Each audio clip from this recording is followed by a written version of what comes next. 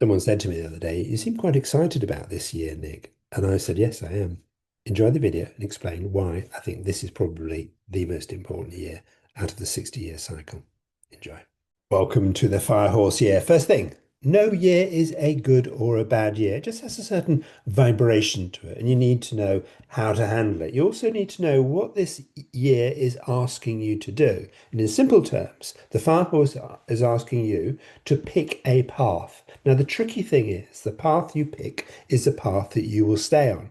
By the end of this video, I'll explain the choices you're being asked to make, and you'll have a complete clarity as to which path you should pick. Let's start with some basics there. Let's start looking at the Chinese Zodiac. Now, each year is related to one of 12 animals, and each animal gives it certain characteristics. It's also linked to one of the five elements, one of the five energies. So each year occurs every 60 years.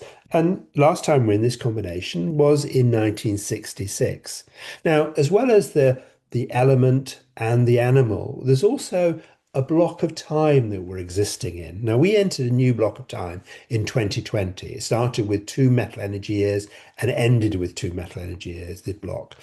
Now, that is significant because metal energy is related to autumn, to fall, to disconnection. Metal energy is also related to the lungs and also isolation. So, what happened in 2020, I wonder?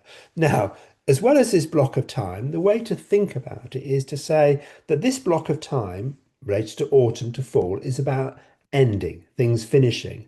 But there's a strangeness because this year that we're moving into is about things expanding and beginning. So we have a clash between old things ending and new things beginning. We're a time of kind of revolution.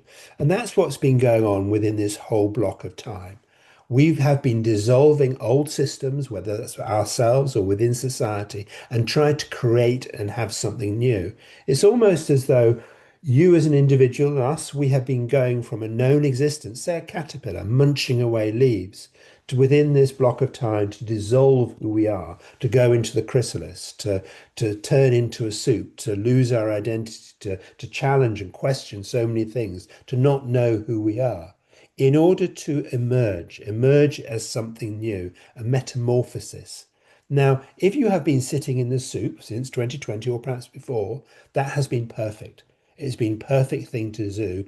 It might not have been easy, it might have been terrible. I know I've had some very difficult times with loss, disconnection, but to dissolve our identity was what you were being asked to do. But it is not the time to stay in the soup. It's actually a time for you to emerge.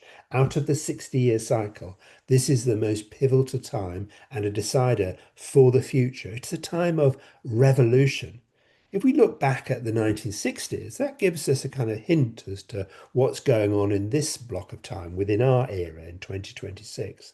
So in the 60s, it was a time of revolution and change. They'd come out of two world wars and they were trying to forge a new identity to say modernity came out. And then as the 60s progressed, they were starting to be asked, what matters to you? What's important to you? And that's the same for us. And in the 60s, they said, love is important to us. And of course, there were wars going on as contrast. And they said, no, we want love. We want the wars to end. And we're being asked to make very similar choices. How do we want society, etc., to be? 1966 was a tipping point year. Society moved from asking for reform to questioning the entire system. It was about identity, freedom, and equality, and they became those central themes. And also the idea that individuals could and should reshape society. It started to gain momentum. In China, there was a cultural revolution. Like the 60s, we're in a time of revolution and challenging the norms. But for us, unlike the 60s, this is happening on steroids. Because as well as this cycle happening within this 60 year, we've also got two other very slow moving cycles that take hundreds and hundreds of years to complete. The kind of geopolitics, consumerism, and spirituality are trying to all shift into energy, a different energy at the same time. Now, this hasn't happened for 2000 years. So not only are we getting this big shift in culture, we're also getting these massive society, geopolitics, consumerism, spirituality changes. And the spirituality is a really important one for you to recognize as it moves from metal energy into water energy. Metal energy spirituality, it was related to this idea of Freud and Jung to look for what's missing, to try and feel complete, to not feel isolated, to find a connection within us, because autumn fall was about things not being there. Whereas the spirituality we are moving into, which you will recognize because you will see it everywhere, is a water energy spirituality where we move into the quantum field, where we recognize that we are not separate. We are one. It's like we are a wave sitting in an ocean. We are all connected, and that our minds shape reality. It's been proved by science, it's been proved by religion. We've been looking back at spirituality in old forms and say, yes, we do shape reality. Everything is connected. There is a level of a quantum entanglement. And in a way, that's one of the things we're being asked to explore in this Fire Horse year. And we're being asked to evolve for you and the world to spiritually evolve, as well as our geopolitics, our consumerism, all trying to change at the same time. This is a really big time. This is really, really big. If you want to understand a bit more of the dynamics with spirituality and all these other things, I have a masterclass, dancing, prancing and dancing with the fire horse. We also look within that because this is important, and I'll give you a hint here, that each year is there to lift you up, to raise you up, to ask you to do something. For example, the wood snake year that we've just been in. 2025 was the best year to let go of many things and to release limiting beliefs. Might be letting go of clutter, might be letting go of things you want to do, old relationship, but it was about letting go in order to grow, to create a revolution. So what did you let go of in 2025? And how could that revolutionize your life? Put it down in the comments below. I'm really curious. It could be something physical, emotional, spiritual, whatever it is. What did you let go of or were asked to let go of in 2025 that you could create a revolution in your life? Okay, let's give you some guiding principles for 2026, keeping it really simple. Now, in order to do this, you need to understand the two aspects of this particular year. We've already explored a bit about the block of time. Now, first of all, let's look at kind of fire energy. Look at three things around it, the essence of fire energy. We already know this. What is fire about? It's about expansive, it's enlightening, it's warming. Also, fire at its very best is like laser focused. In Chinese medicine, fire as an element to do with the small intestine. It's about selecting what's useful and what isn't useful. Fire is what we used to do is sit around a campfire and communicate and talk. So it's about focus, selection, and communication. It's also about love. It's about joy. It's about happiness and expressing our emotions. Now, this is the first fire year we've had since 2017. So it has been tough and hard, but this energy is giving you that love, happiness, joy, expression of our emotions. Fire energy is also about our conscious mind, the sovereign ruler. Is it about this year about you taking charge, for you to radiate out there into the world something?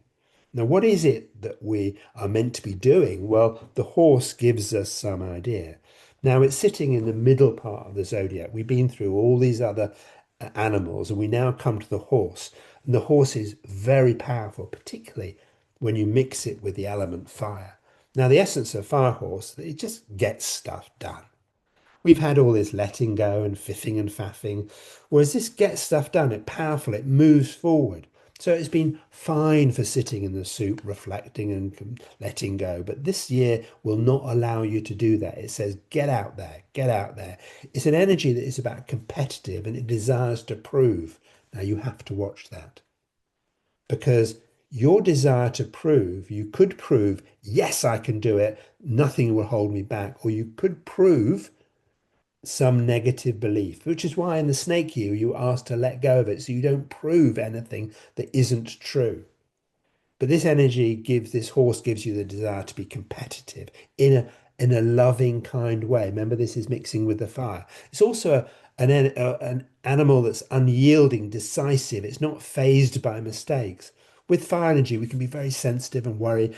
Will people like me? Will they love me? Etc. The horse says, don't worry about this. Just go ahead and do it. So this is, if you've had any doubt about yourself over the years, this is the best year in 60 years to release that doubt and go out and do your stuff. The essence of our horse, it's about speed, it's about movements, it's about independence, it's about rebellion. That's what we will see, especially when we mix it with this powerful, illuminating fire energy. So let's pull this together, all these qualities, and help you make sense of it. It's not going to be confusing. I'm going to give you three very simple guiding principles. Follow these, and it will be a magnificent year, and you will be deciding the future of humanity. So, guiding principle number one for 2026 is choose love and be committed. Stay focused on it. Stay in a high vibrational state about your thinking, your talking, how you talk to yourself internally, how you talk to yourself outside, how you think. It's about staying in a high vibrational state. In essence, what we're being asked to do as a choice, as a path to make in a firehorse year is say, do we choose fear or do we choose love? And when I say fear, it are we talking about these low emotions around jealousy and anger and distress, or do we choose love and acceptance and openness? And that's what they were being asked in the 1960s as well. So in essence, this year, you're asked to make a choice. Which path do you choose to be on? What do you choose to radiate out into the world? So that's guideline number one. Choose love, be committed to it, stay focused, stay in a high vibrational state. Now, will that be easy? No, because as things collapse, we will see disruption and difficult things. So do not be drawn into the drama of what goes on. Do not drop into that low vibrational state. And also to remember that the chaos and the things that we're experiencing is not your future. It's a bit like when you're moving house from one place to another. In that place of moving, there are those boxes and there is chaos and there's disruption. That's the phase we're in. That's not your future. Your future is a beautiful new home. So remember, the stuff that we're experiencing now is not your future. Do not let it drop your vibrational state. Also, look after yourself, fill your cup, because it's very hard to see a bright future through tired eyes. So, guideline number one, do those things that'll help you. Second one is to take action, move forward to becoming, to move out from that chrysalis, to be selective as well and release to lighten that load. So it's been perfectly all right to be reflecting and looking at things. But this is a time to take action, and you have the horse to help you do that, to move forward in your becoming. But be very selective about what you decide you want to do, because fire energy can be overcommitted and you can also kind of burn out. It's also important to lighten the load. The last thing the horse wants to do is carry some old baggage that you've been carrying around for years, things that were never true about you, limiting beliefs. And that's why we had the wood snake year, to let go, to stretch, to release, to shed that skin to in order to lighten the load to have a fantastic year. You can, throughout 2026, you can still let go of these things. It might be easier. The fire energy might illuminate your past, and you might be able to say, I love myself, etc. There's a movement towards self-love. That's part of it. So take action. And as you take action, you have the horse to help you. It's this bold, courageous. Now, third guideline, really, really important, to be part of the inspired revolution and also to get some energetic education, because that's part of our spiritual evolution. But let me talk about the inspired revolution. So out of the 60-year cycle, this is the most pivotal time, as I said, and a decider for the future. It is a time of revolution. But revolution is a very loaded word. So let me explain the different types of revolution and the choice you are being asked to make.